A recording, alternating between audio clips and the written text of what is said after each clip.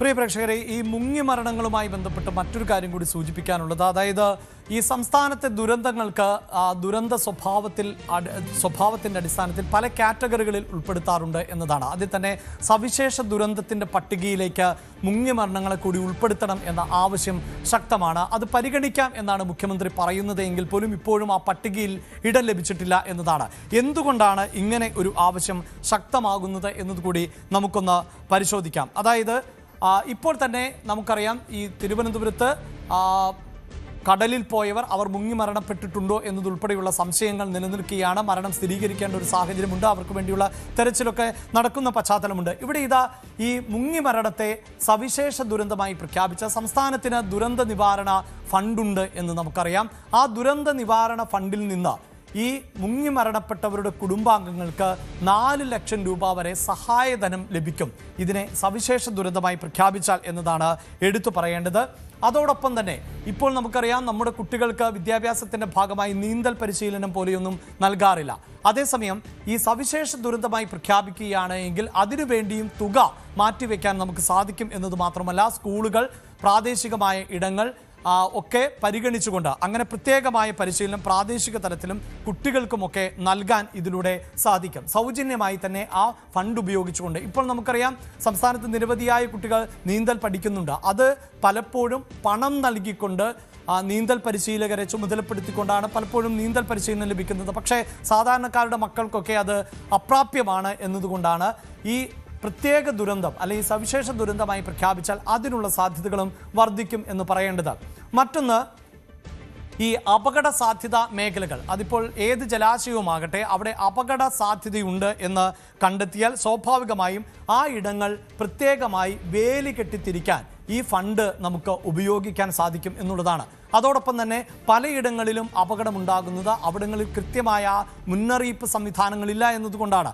ഈ വെള്ളച്ചാട്ടങ്ങളിൽ ഒക്കെ ടൂർ പോകുന്നവർ, സഞ്ചരിക്കുന്നവരൊക്കെ ശ്രദ്ധിച്ചിട്ടുണ്ടാകും. അപകട മേഖല എന്ന് മുന്നറിയിപ്പ് നൽകുന്നു, ഇവിടെ അപകടത്തിൽപ്പെട്ടവരുടെ എണ്ണം നൽകുന്നു. അതൊക്കെ ഒരു പരിധിവരെയെങ്കിലും അവിടേക്ക് കൂടുതൽ ആളുകൾ ഈ അപകട സാധ്യത മുന്നിൽ കണ്ടുകൊണ്ട് എത്താതിരിക്കുവാനുള്ള മുന്നറിയിപ്പായി നമുക്ക് മനസ്സിലാക്കാൻ സാധിക്കും. അത്തരം സംവിധാനങ്ങൾ കൂടുതൽ കാര്യക്ഷമമാക്കാം എന്നുള്ളതാണ്. മറ്റൊന്ന്, ലൈഫ് ഗാർഡുകളെ വിനിയോഗിക്കും എന്നുള്ളതാണ്. ഇപ്പോൾ നമ്മുടെ പ്രധാനപ്പെട്ട തീരങ്ങളിൽ മാത്രമാണ്, ബീച്ചുകളിൽ മാത്രമാണ് നമുക്ക് ലൈഫ് ഗാർഡുകളെ കാണാൻ സാധിക്കുന്നത്. അതേസമയം ഇതിനെ സവിശേഷ ദുരന്തമായി പ്രഖ്യാപിക്കുന്ന ഒരു സാഹചര്യം ഉണ്ടായാൽ ഈ അപകട സാധ്യതാ മേഖലകളിലെല്ലാം തന്നെ ലൈഫ് ഗാർഡുകളെയും നിയമിക്കും എന്നുള്ളതാണ്. അതുകൊണ്ട് തന്നെയാണ് മുങ്ങി മരണങ്ങളെ സവിശേഷ ദുരന്തമായി പ്രഖ്യാപിക്കണം എന്ന ആവശ്യം ശക്തമാവുകയും ചെയ്യുന്നത്.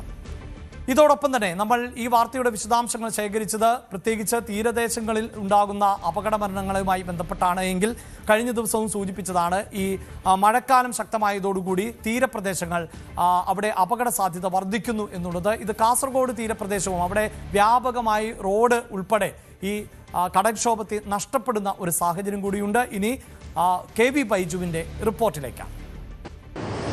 കാസർഗോഡ് ജില്ലയിൽ തീരശോഷണം ഏറ്റവും കൂടുതലുള്ളത് ജമ്മ കടപ്പുറത്താണ്. അവിടെയാണ് ഇപ്പോൾ നമ്മളുള്ളത്. വലിയ തോതിൽ ഇവിടെ കരയിലേക്ക് കയറി വരുന്ന സാഹചര്യമുണ്ട്. കടൽ ഭിത്തി പോലും ഇവിടെ തകരുന്ന സാഹചര്യമാണ്. എന്തായാലും വലിയ ആശങ്കയോടെയാണ് ഇവിടെ ആളുകൾ കഴിയുന്നത്. ഇതോടൊപ്പം വലിയ പറമ്പിലും വലിയ തോതിലുള്ള കടലേറ്റമുണ്ട്. അതോടൊപ്പം ഉപ്പള, മുസോടി തുടങ്ങിയ പ്രദേശങ്ങളിലെല്ലാം വലിയ കടൽക്ഷോഭമാണ്. കഴിഞ്ഞ നാളുകളിലൊന്നും, കഴിഞ്ഞ കാലവർഷത്തിലൊന്നും കാണാത്ത രീതിയിൽ ഇത്തവണ ഈ കടൽക്ഷോഭം രൂക്ഷമായത് വലിയ ആശങ്കയ്ക്കിടയാക്കിയിട്ടുണ്ട്. ഏതായാലും ഈ കാലവർഷം ആരംഭിച്ചത് മുതൽ തീരപ്രദേശത്തുള്ളവർക്ക് വലിയ ആശങ്കയാണ്. ഇവിടെയുള്ള പലരും ഇപ്പോൾ അവരുടെ ബന്ധുവീടുകളിലേക്ക് മാറി താമസിച്ചു കഴിഞ്ഞു. എന്തായാലും വരും ദിവസങ്ങളിലും കടലാക്രമണം ശക്തമായിരിക്കുമെന്നാണ് കാലാവസ്ഥാ പ്രവചനമുള്ളത്. നമ്മോടൊപ്പം ഇവിടുത്തെ മെമ്പർ തന്നെ ചേരുന്നു, വേണുമാഷ് ചേരുന്നു. വേണുമാഷ്, എന്താണ് ഇപ്പോൾ ഇവിടുത്തെ ഒരു അവസ്ഥ? വലിയ തീരശോഷണമാണോ സംഭവിച്ചിട്ടുള്ളത്? എന്താണ് നിലവിലെ അവസ്ഥ? കാസർഗോഡ് ജില്ലയിലെ പുതുമ ഗ്രാമപഞ്ചായത്തിൽ ഉൾപ്പെട്ട 23-ാം വാർഡ് അംബികാനഗറിൽ ഉൾപ്പെട്ട ഒരു പ്രദേശമാണ് ജന്മ കടപ്പുറം ബീച്ച് എന്ന് പറയുന്നത്. അപ്പോൾ എനിക്ക് തോന്നുന്നത് കാസർഗോഡ് ജില്ലയിലെ ഇത്രയും ദൈർഘ്യമേറിയ ഒരു കടൽ തീരം കടൽക്ഷോഭത്തിന് ഇരയാവുന്നത് മറ്റെങ്ങും കാണാനുണ്ടാവില്ല എന്നാണ് എൻ്റെ ഒരു വിശ്വാസം. അത്രയും നീളത്തിലാണ് കടൽക്ഷോഭം നേരിടുന്നത്. ഇപ്പോൾ കഴിഞ്ഞ കുറേ വർഷമായിട്ട് കടലിങ്ങനെ കയറി വരികയാണ്. തീരം ഇല്ലാണ്ടായിക്കൊണ്ടിരിക്കുന്നു. സമീപഭാവിയിൽ തന്നെ ഈ തീരദേശവാസികളൊക്കെ ഇവിടുന്ന് താമസം മാറ്റേണ്ട ഒരവസ്ഥ വരും എന്നാണ് തോന്നുന്നത്. ധാരാളം വസ്തുക്കൾ അവരെ നഷ്ടപ്പെട്ടു, തെങ്ങുകൾ നഷ്ടപ്പെട്ടു, 2-3 വീടുകൾ അപകട ഭീഷണിയിലാണ്. ഏത് നേരവും കടലെടുക്കാം എന്നുള്ള ഭീതിയിലാണ് അവർ കഴിയുന്നത്. അപ്പോൾ നമ്മൾ വേണ്ടപ്പെട്ടവരൊക്കെ കലക്ടറെ ബന്ധപ്പെട്ടിരുന്നു, അദ്ദേഹം സന്ദർശിച്ചിരുന്നു. പിന്നെ റവന്യൂ അധികൃതർ വന്നു, ഇറിഗേഷൻ ഡിപ്പാർട്ട്മെൻറ്റുകാർ വന്നു. എല്ലാവരും ഇത് ഈ കാലവർഷം എന്ന് പറയുന്ന ഒരു മഴക്കാലത്ത് മാത്രം ഉണ്ടാകുന്ന ഒരു പ്രതിഭാസമായതുകൊണ്ട് തന്നെ ഈ സന്ദർശനവും ആ ഒരു സമയത്ത് മാത്രം ഒതുങ്ങിപ്പോകുന്നു എന്നുള്ളതാണ് ഈ പ്രദേശവാസികളുടെ ഒരു പ്രതിഷേധം എന്ന് പറയുന്നത്. മഴ കാണാൻ വരുന്നു, കടൽ കാണുന്നു, ദുരന്തം കാണുന്നു, കണ്ണീര് വാർക്കുന്നു, തിരിച്ചു പോകുന്നു. പക്ഷേ ഇത് അനന്തര നടപടികളൊന്നും തന്നെ ഉണ്ടാകുന്നില്ല. അപ്പോൾ ഞങ്ങളുടെ ആവശ്യം എന്ന് പറയുന്നത് സ്ഥായിയായ ഒരു പരിഹാരമാണ്. ഇവിടുത്തെ സമീപവാസികളും ക്ലബ്ബുകളൊക്കെ ചേർന്നിട്ട് താൽക്കാലികമായ സംവിധാനങ്ങളൊക്കെ ചെയ്യുന്നുണ്ട്. പിന്നെ ജിയോ ബാഗ് നിരത്തുന്നുണ്ട്, മറ്റു മണൽച്ചാക്കുകൾ നിരത്തിയിട്ട് താൽക്കാലികമായ കടൽ ഭിത്തി നിർമ്മിക്കുന്നുണ്ട്. പക്ഷെ അതൊന്നും ഒരു പരിഹാരമല്ല. ഞങ്ങൾക്ക് ചെല്ലാനം മോഡൽ ഒരു ടെട്രോ പാഡ് തന്നെ വേണം എന്നുള്ളതാണ് ഈ പ്രദേശവാസികളുടെ ശക്തമായ ആവശ്യം. അതിനുള്ള ഒരു നീക്കം അധികൃതരുടെ ഭാഗത്ത് ഉണ്ടാവണം എന്നാണ് പറയാനുള്ളത്. എന്താന്ന് പറഞ്ഞാൽ ഏത് നിമിഷം ഇപ്പോൾ 2-3 വീട് ഏത് നിമിഷം നഷ്ടപ്പെടുന്ന അവസ്ഥയിലാണുള്ളത്. പിന്നെ ഇതേപോലെ എല്ലാ വർഷവും എല്ലാ ആൾക്കാരും വരും, അങ്ങനെ ആക്കാം ഇങ്ങനെ ആക്കാന്ന് പറഞ്ഞ് പോകുന്നതല്ലാതെ ഇതിന് ശാശ്വതമായ ഒരു പരിഹാരം ഇതുവരെ ആയിട്ടില്ല.